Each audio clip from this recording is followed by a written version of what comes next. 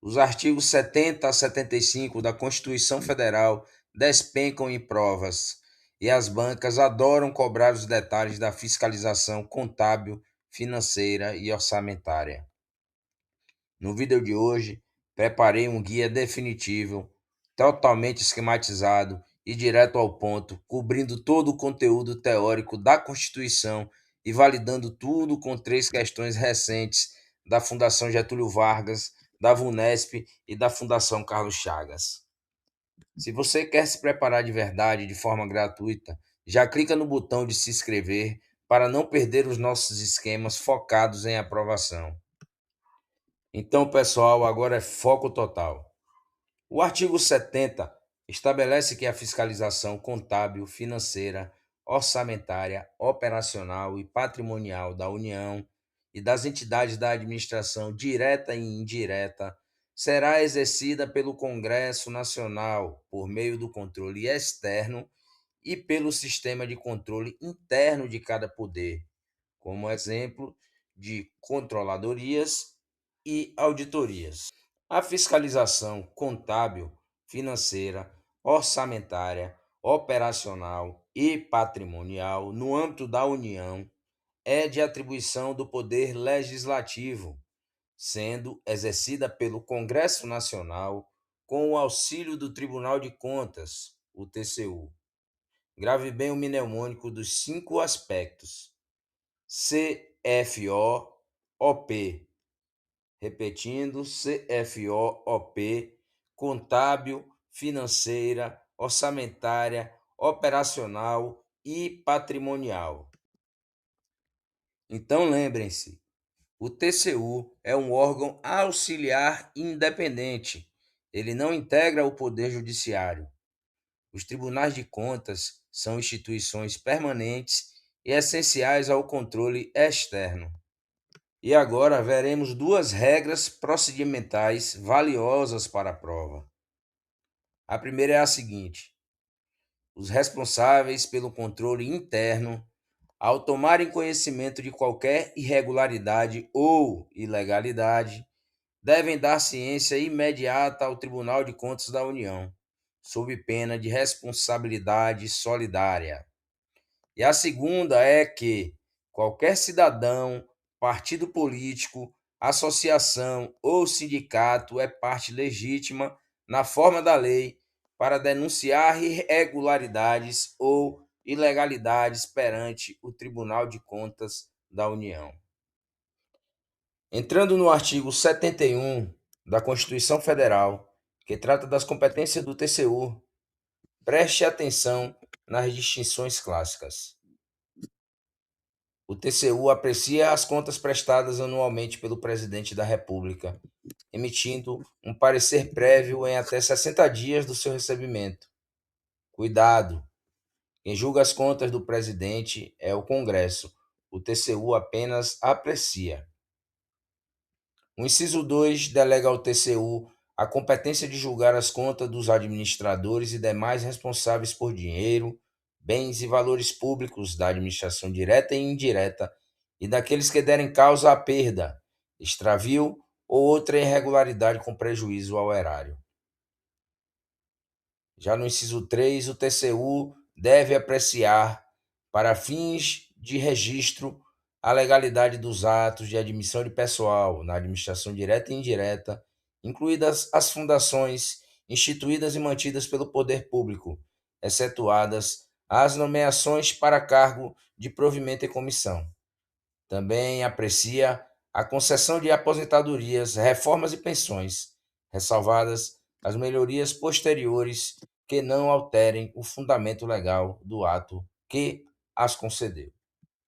Outra competência do TCU é realizar, por iniciativa própria ou do Legislativo, por meio de suas casas, comissão técnica ou de inquérito, inspeções e auditorias de natureza contábil, financeira, orçamentária, operacional e patrimonial, nos 3 poderes e nas entidades da administração direta e indireta, incluídas as fundações instituídas e mantidas pelo poder público. O inciso 5 determina que compete ao TCU fiscalizar as contas nacionais de empresas supranacionais de cujo capital social a União participe direta ou indiretamente. Outra competência, essa do inciso 6, é fiscalizar a aplicação de quaisquer recursos repassados pela União mediante convênio, acordo ou ajuste, ou outros instrumentos congêneres a estados, Distrito Federal ou municípios. O inciso 7 diz que é competência do TCU prestar informações solicitadas pelo Congresso Nacional ou por suas comissões sobre a fiscalização contábil, financeira, orçamentária, operacional e patrimonial e sobre resultados de auditorias e inspeções realizadas.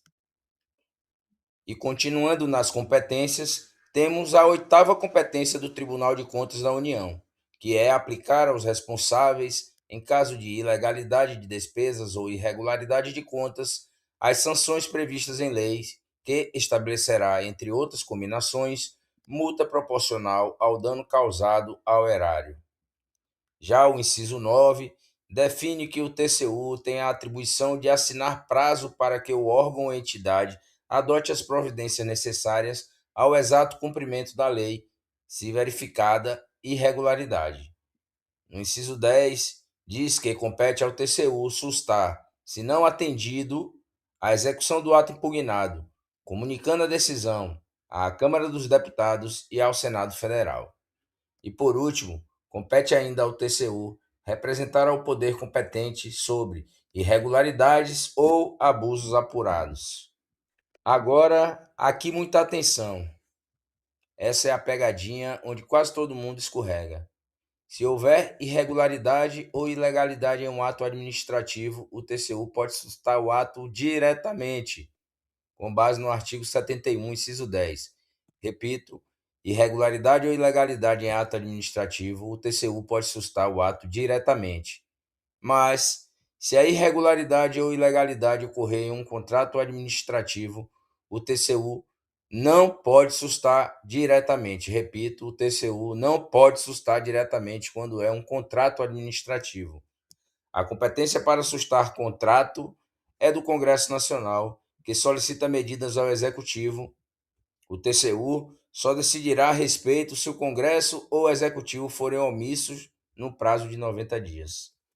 Além disso, vale lembrar que o parágrafo 4º estabelece que o TCU encaminhará ao Congresso relatórios trimestrais e anuais de suas atividades. Observe que não é bimestral, não é semestral. A banca pode trocar para te confundir. Então vamos relembrar: o TCU encaminhará ao Congresso relatórios trimestrais e anuais de suas atividades. Não esqueça. Vamos validar o entendimento com uma questão da Fundação Getúlio Vargas para o Senado Federal. O enunciado pergunta o que acontece caso seja verificada uma ilegalidade em um contrato administrativo. Pause um vídeo e tente responder para darmos continuidade à análise da questão. Responderam?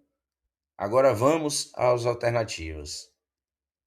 Na alternativa A, o erro está em dizer que o TCU susta diretamente a execução do contrato. Como acabamos de ver, o TCU susta diretamente os atos administrativos. Na alternativa B, que também está errada, uma vez que o ato de sustação é adotado diretamente pelo Congresso Nacional, que solicita de imediato ao Poder Executivo as medidas cabíveis. Já a alternativa C erra ao dizer que, em se tratando de contrato, a competência de sustar diretamente é do TCU. Como vimos, essa é uma competência do Congresso Nacional. E aqui está nosso gabarito, na alternativa D. Como vimos, compete ao Congresso Nacional, por ato próprio, sustar a execução do contrato, sendo que, no caso de omissão do Congresso ou do Poder Executivo, no prazo de 90 dias, o TCU decidirá a respeito. E, por fim, a alternativa E. Ela erra ao dizer que é vedada a sustação de contratos pelo Poder Legislativo. Avançando em nosso conteúdo, veremos agora como é composto o Tribunal de Contas da União. Ele é integrado por 9 ministros. Agora vem o que pode ser o ponto de ouro: a divisão das indicações. Um terço deles é nomeado pelo presidente da República, ou seja, 3 ministros, sendo 2 alternadamente dentre auditores e membros do Ministério Público junto ao TCU, por lista tríplice do tribunal, com critério de antiguidade e merecimento. 2 terços, ou seja, 6 ministros, são escolhidos pelo Congresso Nacional. Os ministros do Tribunal de Contas da União serão nomeados dentre brasileiros desde que tenham mais de 35 e menos de 70 anos de idade, idoneidade moral e reputação ilibada, notórios conhecimentos jurídicos, contábeis, econômicos, financeiros ou de administração pública e mais de 10 anos de efetiva atividade profissional nessas áreas. E agora, prestem atenção. As constituições estaduais disporão sobre os seus respectivos tribunais de contas, que serão integrados por 7 conselheiros. Então, temos na União 9 ministros, nos estados são 7 conselheiros. E nosso último tópico teórico aborda os indícios de despesas não autorizadas. Diante de um gasto suspeito, a Comissão Mista Permanente de Deputados e Senadores entra em ação. Ela solicita esclarecimentos à autoridade responsável no prazo de 5 dias. Se os esclarecimentos não forem prestados ou forem insuficientes, a comissão solicitará ao TCU um pronunciamento conclusivo no prazo de 30 dias. Se o TCU entender que a despesa é de fato irregular e a comissão julgar que o gasto pode causar dano irreparável ou grave lesão à economia pública, a comissão permanente proporá ao Congresso Nacional a sua sustação. E para fechar com chave de ouro, veja essa questão de procurador do município de Campinas, da Banca Vunesp. A questão pede para assinalar a alternativa que está de acordo com a Constituição Federal. Avaliando as alternativas, de acordo com o que estudamos, pause o vídeo e resolva a questão. Prontos? Vamos à análise. Na alternativa A, o erro está em citar o Supremo Tribunal Federal no lugar do Superior Tribunal de Justiça.